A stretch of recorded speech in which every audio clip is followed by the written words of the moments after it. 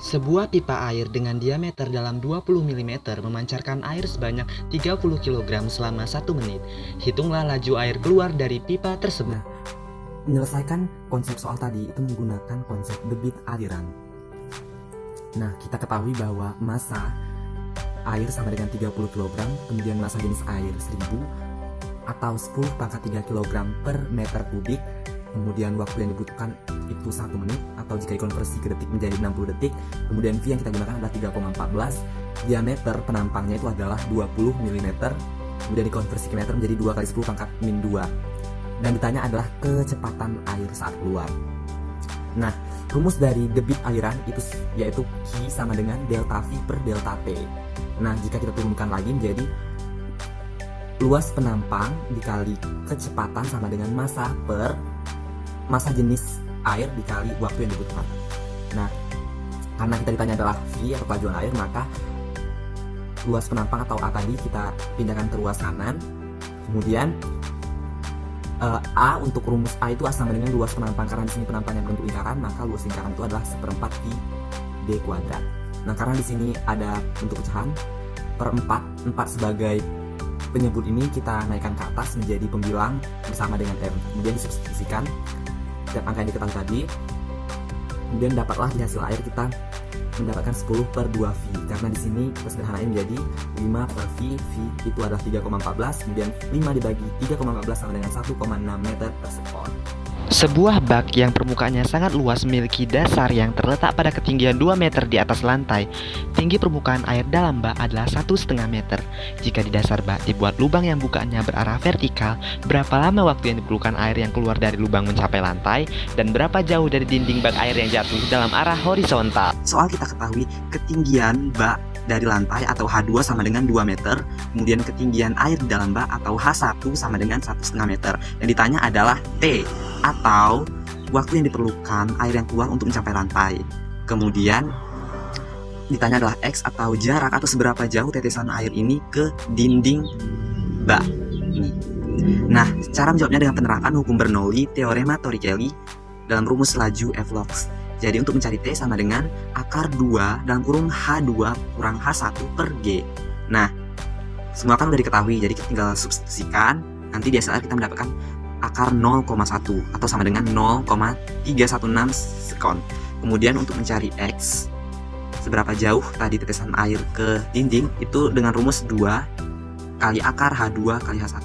Nah, tinggal disubstitusiin, kita dapatnya 2 akar 3 meter. Nah, kemudian sama dengan 3,46 meter.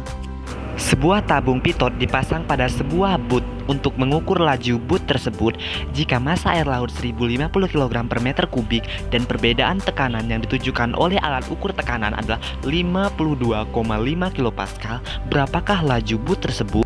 Dari soal kita ketahui rho air laut sama dengan 1050 kg per meter kubik, atau kita umpamakan sebagai rho aksen, bukan rho tapi rho aksen ya.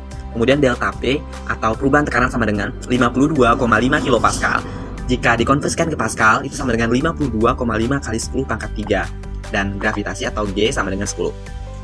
Nah, ditanya itu adalah kecepatan bootnya atau V. Nah, sebenarnya rumus untuk kecepatan boot itu atau V itu sama dengan akar 2GH. Cuma karena nilai H belum diketahui, jadi kita perlu mengetahuinya melalui rumus kecepatan tabung pitot. Dirumuskan dengan V kuadrat sama dengan 2 kali delta P per rho. Nah, agar biar gampang, delta P kita pindahkan ke ruas kiri, V kuadrat kita pindahkan ke ruas kanan. Nah, untuk V kuadrat sendiri, untuk V di sini sendiri itu punya rumus lagi sama dengan akar 2 rho aksen GH per rho ya. Bedakan rho dengan rho aksen. Nah, ketika kita masukkan nilai V ini, kemudian di kuadrat, sini akar, otomatis hilang dong, sama-sama dicoret. Nah, jadi bentukannya begini. Delta P sama dengan setengah kali rho kali 2 kali rho aksen kali GH per rho. Nah, ada yang bisa sama-sama dicoret, yaitu rho dan 2. Baru masukin nilainya tadi yang diketahui 52,5 kali 10 pangkat 3 sama dengan 1050 kali 10 kali H. H yang mau kita cari. Terus 52,5 kali 10 pangkat 3. Nah, di sini 1050 kita jadikan ke 1,050 kali 10 pangkat 3. Kan juga sama hasilnya dengan ini. Nah, biar gampang 10 pangkat 3 sama kita coret. Jadi menyisakan H sama dengan 52,5 per 10,5.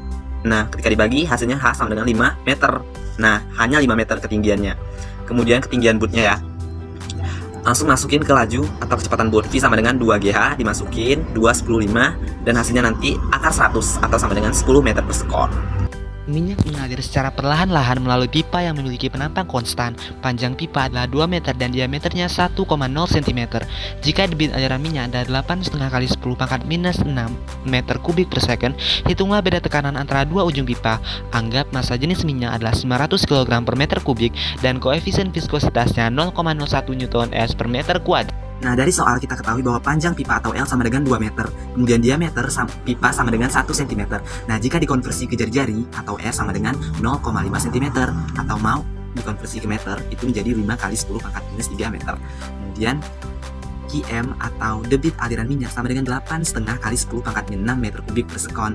Kemudian massa jenis minyak atau ρm itu diketahui di soal adalah 900 kg per meter kubik. Kemudian ini simbol dibaca eta adalah koefisien viskositasnya yaitu 0,01 Newton/s per meter kuadrat atau sama dengan 10 pangkat 2 Newton second per meter kuadrat. Nah, yang ditanya itu adalah delta P atau perubahan tekanannya. Nah, jawab itu menggunakan konsep persamaan Poiseuille dengan rumus Q sama dengan VR pangkat 4 delta P per 8 eta L. Nah, karena yang kita tanyakan adalah delta P, maka biar gampang kita utak-atik rumusnya menjadi 8Q eta L per VR pangkat 4 sama dengan delta P. Karena delta P yang ditanya. Terus masukin setiap simbol ini dengan angka yang telah diketahui tadi. 8 kali 8,5 kali 10 pangkat min 6 kali 10 pangkat min 2 kali 2 per menyebutnya 3,14 kali 5 kali 10 pangkat min 3 pangkatin 4. Nah, jadi hasilnya ini 136 kali 10 pangkat min 8. Min 8 dari min 6 tambah min 2. Karena kalau perkalian angka berpangkat itu angka pangkatnya ditambah. Terus per 1962,5 kali 10 pangkat min 12 menjadi sama dengan 0,069 kali 10 pangkat 4. Nah, ketika ditanya adalah angka ratusan, maka kita tambahin 10.000 ya, atau 100.000. 10.000 sama dengan 690 Pascal. Berapakah gaya angkat yang disebabkan oleh prinsip Bernoulli pada sebuah sayap yang luasnya 80 meter kuadrat jika laju udara di sisi atas sayap adalah 340 meter per sekon dan di bawah sayap adalah 290 meter per sekon? Dari soal kita ketahui bahwa luas sayap atau A sama dengan 80 meter kuadrat, sementara laju udara di atas sayap atau V2 sama dengan 340 meter per sekon, dan laju udara di sisi bawah sayap atau V1 sama dengan 290 meter per sekon. Nah, ditanya itu adalah gaya angkat atau dalam hal ini besar perubahan gayanya, delta F. Nah, menyelesaikan format soal seperti itu menggunakan prinsip Bernoulli dengan rumus delta F sama dengan setengah kali rho kali dalam kurung V2 kuadrat kurang V1 kuadrat dikali A. Nah, rho yang kita gunakannya adalah rho udara yang menurut sistem internasional itu bernilai 1,29 kg per meter kubik. Nah, setelah kita tahu nilainya, langsung disubstitusikan ke simbolnya masing-masing. Nah, jadi dapat hasil akhirnya yaitu 1.625.400 kg per meter per sekon kuadrat. Nah, jika mau dikonversikan ke Newton itu nilainya tetap sama, yaitu 1.625.400 Newton.